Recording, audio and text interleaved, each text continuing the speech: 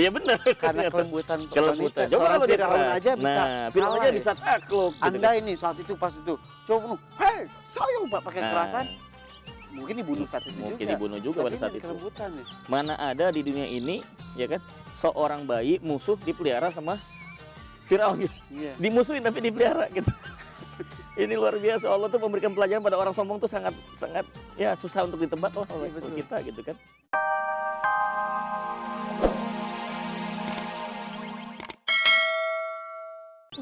Pasti tadi lagi ngegosip ya. Ya ibu-ibu apalagi sih Mas Irfan. Dasar. Bang, salam warahmatullahi. Bang gabung bang. Saya bingung nih. Duduk dulu bang. Nih untuk ada Bang Reza. Assalamualaikum Bu. Waalaikumsalam. Aduh. Ini tadi saya pas buka-buka dan bersih-bersih ini saung. Heeh. Lah ibu-ibu ini lagi pada ngobrol, nggak tahu ngerumping, nggak tahu ngegosip, nggak tahu Iya. tukar informasi apa itu artinya. Kalau Ngobrol, ibu-ibu ngerumpi, gosip. tukar informasi katanya. Emang kok ibu-ibu tuh banyak banget yang suka ngegosip gitu ya? Makanya ada istilah mata cuma 2, telinga 2, mulut 4. Maksudnya apaan bang? Maksudnya. Bisa begitu. Banyak ngomongnya gitu loh. Makanya kan disebutkan mangkana yu'minu billahi wal yaumil akhir falyakul khairan aw liyasmut. Tuh Bu. Barang siapa beriman kepada Allah dan hari akhir, hendaklah berbicara yang baik atau diam. Kunci rapat nih mulut. Tapi susah. Go- Emang udah fitrahnya juga kali bang. Silent apa? Silent is God. Ya diam adalah emas. Mas, Tapi ya, kalau kebanyakan diam ntar disangka emas. Tapi bang, itu emang udah fitrah perempuan mungkin ya, suka ngomong. Jadi bahan obrolan udah habis, akhirnya ya udah ngomongin orang. Ya suka ngomong sendiri sebenarnya bukan hal yang negatif kan, tetapi apa yang diomongin itu menjadi persoalan, Iya. ya kan? Kalau suka ngomong yang bagus mah nggak ada masalah, pahala. Tapi kalau yang diomongin itu menjarakan yang hal negatif ya, itu nanti akhirnya jadi malah tidak manfaat kan, malah mudorot kan. Tapi Ya. kalau ngomongin orang, Hmm. maksudnya tapi emang bukan gosip, emang kenyataannya seperti itu. Misal nih, ada tetangganya, tadi ngomongin apa sih? Tadi dengar-dengar kata ada cerai Iya. gitu ya. Ada yang tetangganya cerai terus diomongin, tapi ya untuk diambil manfaatnya, Iya, maksudnya betul, supaya nggak terjadi hikmahnya. seperti itu gimana tuh bang? Oh itu, jadi gini, satu di dalam surah Al-Hujurat ya, nih saya bacain ya Bu ya. Iya. Itu disebutkan bahwa la yashar qaumun min qaumin, ya, janganlah kelompok yang satu mengolok-olok kelompok yang lain. Boleh jadi yang diolok-olok lebih baik dibandingkan yang mengolok-olok, ya kan? Jangan menuduh, jangan mencari-cari kesalahan orang, jangan berprasangka yang buruk. Uzon ya. Jadi dibagi dua nih, ada yang namanya ghibah, ada yang namanya fitnah Bu. Dua-duanya sama-sama dosa. Kalau kita ngebicarain kejelekan orang, tapi itu nggak benar, namanya fitnah. Nah, Tapi kalau benar, seandainya itu benar, itu juga namanya ghibah, sama dosanya juga sama. tapi bedanya dengan berita apa tuh informasi? Misal ngeberitain tentang kejahatan, itu ngomongin orang Nah, juga ya? oke. Jadi kalau kita mendapatkan berita nih Bu, jangan langsung dibicarakan dulu. Fa in ja'akum fasikum binaba'in fatabayyanu. Kalau kita mendapatkan berita dari orang yang tidak jelas atau apa sih istilahnya? Apa Kabar buruk isu, atau apa ya? Nah, isu. isu gitu kan ya Bu ya. Jangan langsung ditelan. Fatabayyanu, tabayun dulu. Dicek lagi bener enggak itu yang bersangkutan. Gitu kan harus Jadi dicek. kalau faktanya jelas sih, maksudnya ya nggak gibah ya, itu adalah pemberitaan ya, news jadinya ya. Saran saya lebih baik tidak menyebutkan nama. Nah, gitu. Ada nih seseorang, walaupun tahu namanya, Iya. tetangga saya gitu kan. Kenapa dia nih kok cerai gitu? Nah kita ambil pelajarannya, kenapa dia cerai? Oh berarti tidak harmonis rumah tangganya. Kenapa? Karena kurang komunikasi misalnya. Itu kan jadi manfaat. Iya. So kalau disebutkan namanya nanti kan jadi akhirnya kita punya sikap yang beda sama dia. Ketemu lagi, oh ini dia yang kita omongin kemarin nih. Dan nah ini jadi Nah kalau gitu coba ceritain yang tadi, tapi nggak usah nyebutin nama. Emang gimana emang tadi? Iya Ustadz, Bang, begini, ada teman sedang berproses cerai, tapi sudah niat untuk menikah lagi. Itu bagaimana tuh? Jadi ketok palu belum, Iya. udah siap-siap betul. mau nikah lagi, udah ada calon lagi gitu. Iya, iya begitu. ya Itu gini, gimana tuh? kalau orang dalam kondisi telah bercerai, itu ada masa iddah, masa menunggu. Tidak boleh langsung menikah lagi, harus ada masa menunggu. Ya. Jadi Ada berapa lama tuh masa idah itu? ya kurang lebih sekitar 3 bulan. 3 sampai ya 3-4 bulan lah kira-kira begitu ya. Masa menunggu itu. Karena apa? Satu, Islam itu menjaga sekali dalam tidak merusak struktur dalam kehidupan bermasyarakat. Apa kata orang, ini si ibu ini baru saja cerai kok udah kawin lagi gitu kan. Atau si bapak ini udah baru saja cerai kok. Atau misalnya cerai meninggal bisa juga kan. Nah. Terus takutnya kalau 3 bulan itu mungkin takutnya ada janin bekas dari mantan sebelumnya, mungkin ya suami itu ntar jadi bingung itu bapaknya siapa, mungkin gitu ya. Jadi, itu emang siapa itu? Kan nggak boleh menyebutkan nama. penasaran juga nih. Udah. Enak tuh kalau ngobrol gini, jadi jelas nanti ada yang nanya lagi ya. Iya. Ya udah gitu, ya udah sini. Kasihan si abang. Ini baru ceramah tadi di masjid, sekarang udah ceramah lagi sini nggak apa-apa lah. Seneng ya bang ya, tadi ngeliat ibu semuanya hebat, aktif, diizinin sama suaminya juga, aktif ngurus pengajian segala macem. Emansipasi itu emang udah kerasa banget sekarang ya. Tapi sejauh apa tuh emansipasi wanita? Beberapa justru jadinya menuju ke laki-laki itu jadi nggak hormat sama suami. Kan emansipasi kata gitu. Jadi bukan kesetaraan gender yang benar. Karena memang gendernya itu memang udah diciptakan Allah beda. Yang laki ya udah laki begitu, yang wanita ya wanita, udah itu fitrahnya. Yang perlu difikirkan adalah kesamaan di dalam perlakuan, hak dan kewajibannya. Mungkin perlu digarisbawahi. Bukan pada gender tetap berbeda. Karena Allah ciptakan min dzakarin wa untha, laki-laki dan perempuan. Ya nggak bisa dipisahkan, itu kan dinamika dalam kehidupan. Indahnya hidup kan ada laki dan perempuan kan. Gitu. Nah, sekarang kalau emansipasinya nih Van ya, yang saya paham nih, kalau dalam hubungan ibadah, saya sangat setuju yang namanya emansipasi. Contoh, Irfan sholat subuh 2 rakaat di rumah nih, ceritanya sama-sama sendiri nih. Istri juga sholat subuh 2 rakaat, pahalanya sama kan. Bukan gara-gara Irfan itu sholat subuh 2 rakaat, laki-laki 2 kali lipat. Nah, soal ibadah Allah tidak beda-bedakan, tidak ada diskriminasi pahala dalam soal ibadah.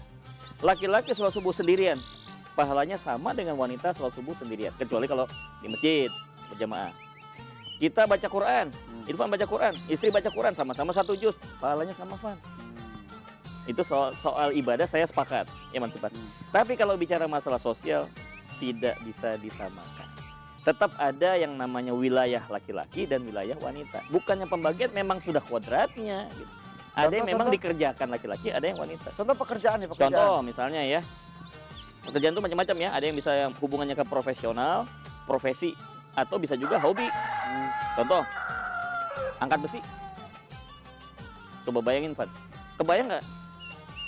Istri latihan angkat besi. Tapi ada perempuan jadi lifter, iya. Ya mungkin bukan di sini bukan soal bisa atau tidak bisa, tapi layak atau tidak layak. Ini kalimatnya. Kalau soal bisa, ya bisa, banyak yang wanita bisa jadi pelifter gitu kan, bisa. Tukang beca. Tapi layak atau tidak ya. Nanti hubungannya adalah masalah hubungan dengan anak. Sekarang gini, Pak. Dia biasa latihan keras. Mau nggak mau yang namanya alam bawah sadar kan. Ntar anak salah dikit gampar lagi. Nih, apa bohong. Nah, gitu, jadi akhirnya segi feminitasnya nih, kelembutan dia sebagai seorang wanita tuh kayaknya hilang gitu. Kalau misal dia bisa menjaga gimana? Misal dia jadi supir busway, dia jadi sopir, jadi tukang beca, tapi dia tetap bisa menjaga kelembutan, gimana tuh? Dengan catatan, 1, apakah suami mengizinkan? Ini sudah nikah belum? Kalau sudah nikah, suami mengizinkan nggak untuk bekerja? Karena prinsipnya mencari nafkah adalah suami kan? Ya. Oke. Tapi enggak bang, dia udah nggak nikah lagi, mesti dia udah cerai. Sedangkan anaknya masih kecil-kecil, dia belum mau menikah lagi. Itu mencari nafkah, itu lain cerita. Karena dia harus menyambung hidup buat keluarganya, kan gitu. Jadi mungkin kan asal tidak menyebabkan fitnah buat laki-laki. Dari cara berpakaian, kemudian cara dia berkomunikasinya, dijaga betul jangan sampai menimbulkan efek-efek yang negatif. Tapi mungkin salah satu efek negatif dari emansipasi itu ya bang ya, penghormatan wanita kepada laki-laki agak sedikit berkurang. Ada beberapa kasus seperti itu. Si istrinya kerjanya luar biasa suksesnya, alhamdulillah. Suaminya kurang sukses, akhirnya di rumah petatan-petatan. Padahal kan kodratnya kok wanita di rumah ya tetap aja ya manut sama suami, gitu nggak bang? Iya kan, kita perlu ada diskusi juga, ada saling mengasah, saling mengasihi dan saling mengasuh. Bukan sepihak terus. Ya kadang-kadang kita juga, saya sebagai suami juga kadang-kadang dengerin juga pendapat istri. Siapa tahu apa yang kita nggak tahu dia tahu kan. Ya kita terima gitu kan. Tidak harus menunggu dari kita terus ke bawah gitu kan. Tapi emang susah juga ya. Ini kalau ngobrol gini bisa panjang banget. Perempuan tuh emang susah banget buat dimengerti, tapi menarik terus ya Bang. Ya, Iya. menarik dan Terus saya tutup enak. itu dulu jendela. Iya. Bener-bener. Pan, ngapain ditutup lagi tuh jendela? Tutup lagi, ditutup lagi. Kan biar seger. Kata ibu saya takut nyamuk masuk, makanya jendela harus tutup. Tapi kita juga di sini ya, percuma. Padahal kita di sini juga. Pinggir sawah juga. Tapi itu tadi masih menarik ya, kalau perempuan Hmm. tuh kalau ngobrol tentang perempuan sebulan juga bisa nggak Nggak akan habis-habis. habis-habisnya. Emang kata Bang Rezi kan pernah ngomong juga dulu, Ah. wanita tuh diciptakan dari tulang rusuk yang bengkok. Mm-mm. Kalau kita keras ya patah. Kalau lembut Didiamin ya- bengkok terus. Iya, Iya. emang harus dengan penuh kelembutan. Nah, segala macam. jadi ini yang saya kadang-kadang suka nggak habis pikir juga gitu loh. Kenapa wanita tidak bangga dengan kewanitaan? Kenapa dia harus membuat dirinya sama seperti pria? Justru kekuatan dia terletak pada kewanitaannya. Disebut wanita kan karena dia punya sifat-sifat kewanitaan. Pertahankan sifat-sifat kewanitaan dia. Bangga harusnya. Bangga. Jangan pengen jadi Begitu dia niru laki-laki, dia nggak istimewa lagi dong. Ini wanita apa laki-laki? Nggak jelas jadinya kan. iya. Nah, jadi ini yang saya lihat sangat penting. Di antaranya nih yang merupakan khasnya wanita. Tadi saya juga bongkar-bongkar nih. Di ayat Quran tuh kenapa Allah memberikan di dalam Al-Quran itu ada surat An-Nisa kan? Nggak ada surat laki-laki Soal Fan. perempuan ya. Yang ada surat perempuan. Kan Rizal nggak nggak ada mungkin. ya? Rizal nggak ada. Adanya surat An-Nisa kan surat perempuan. Artinya apa? Allah memberikan penghargaan gitu kan. Kemudian juga banyak cerita tentang istri-istri kan. Tentang wanita, istri. Istrinya Fir'aun. Kemudian Siti Maryam cerita juga kan. Ini menunjukkan bahwa Allah memberikan penghargaan yang Islam memberikan penghargaan yang luar biasa pada wanita. Tempat khusus justru udah dihargai Dikembalikan, banget. Islam datang mengembalikan wanita pada unsur kewanitaannya. Contoh, masalah kelembutan. Iya.